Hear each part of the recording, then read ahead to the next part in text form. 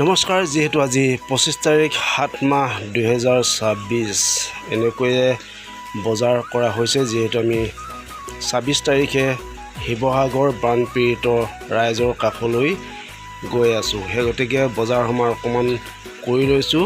কৰি কিনে আমি বস্তুখিনি জমা দিমগৈ বাৰেকুৰি জৈগুখোৱা গাঁৱত জমা দিমগৈ। সেই গতিকে আমি যা যোগাৰ কৰি আছোঁ, বজাৰ সমাৰ কৰি লৈছোঁ আৰু ওলাই গৈছোঁ। আপোনালোকক দেখুৱাই থাকিম, আপোনালোকে চাই থাকিব। যিহেতু বানাক্ৰান্তৰ ওচৰত আমি মাত দিবগৈ লাগিব তেওঁলোকক, সেই গতিকে বজাৰখিনি কৰি লৈছোঁ আৰু এয়া পালোহি আমি বাৰেকুৰি পাই পিনি আপোনালোকক দেখুৱাইছোঁ, চাই থাকক।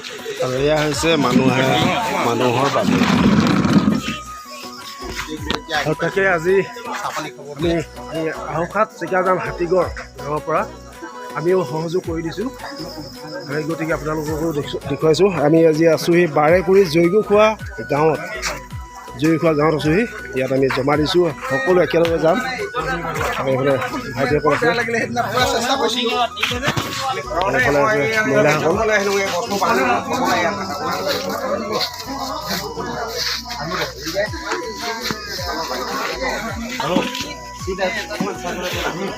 আৰু তাকে আজি এই বন্ধুৰ ঘৰলৈ আহিলোঁ। আজি এওঁৰ ঘৰত আমি সকলোৱে জমা দিয়া হৈছে। আৰু কিবা ক'বা নেকি ৰাইজৰ কাৰণে? আমি এই দুৰ্যোগৰ মুহূৰ্তত আমাৰ বাৰেকুৰি অঞ্চলৰ ৰাইজে, বাৰেকুৰি অঞ্চলৰ দাঁতি কাষৰ ৰাইজৰ সহযোগত প্ৰায় 5 লাখ টকাৰ মানে বিভিন্ন অত্যাৱশ্যকীয় সামগ্ৰী সংগ্ৰহ ক্ৰয় কৰিছোঁ। আৰু আমি সেইসমূহ লৈ কালিলৈ ৰাতিপুৱা 7 বজাত চৰাইদেউ আৰু শিৱসাগৰ জিলালৈ যাত্ৰা কৰিম। বন্যাতসকলৰ এই দুৰ্যোগৰ সময়ত আমি সামান্য কিছু অত্যাৱশ্যকীয় সামগ্ৰী আমাৰ তিনিচুকীয়া জিলাৰ এই ভিতৰুৱা অঞ্চলৰ পৰা আমি দি তেখেতসকলক অন্ততঃ জীয়াই থাকিব পৰাকৈ অকণমান সাহস দিবৰ বাবে আমি তেখেতসকলৰ এই দুৰ্যোগৰ সময়ত থিয় হ'ব বিচাৰিছোঁ। ধন্যবাদ।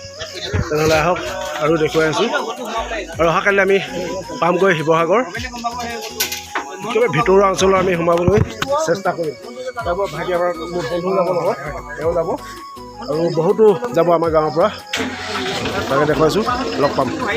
তেখেতসকলে যি আন্তৰিকতাৰে 36 ঘণ্টাৰ ভিতৰত আমাক 5 লাখ টকাৰ সামগ্ৰী দিবৰ বাবে যি আমাক সাহস দিলে, তাৰ বাবে আমি বাৰেকুৰি আঞ্চলিক যুৱ সংঘ আৰু বাৰেকুৰি আঞ্চলিক ক্ৰীড়া সন্থালৈ আমি আন্তৰিক অভিবাদন জ্ঞাপন কৰিছোঁ।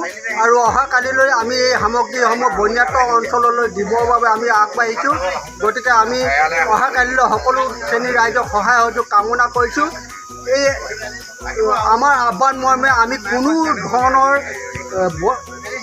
ব্যৱসায় প্ৰতিষ্ঠানৰ পৰা কোনো সাহায্য নোলোৱাকৈ বাকী ৰাইজে 10 টকা 5 টকা অনুদান আগবঢ়াই 5 লাখ টকাৰ সামগ্ৰী দিবৰ বাবে আমি সামৰ্থ্য হৈছোঁ। তাৰ বাবে আমি বাকী ৰাইজৰ ওচৰত নতজোৰে আমি প্ৰাৰ্থনা জনাইছোঁ। আপোনালোকৰ সহায় সহযোগিতাই আমাৰ হৈছে জয়যাত্ৰাৰ কবচ। ধন্যবাদ।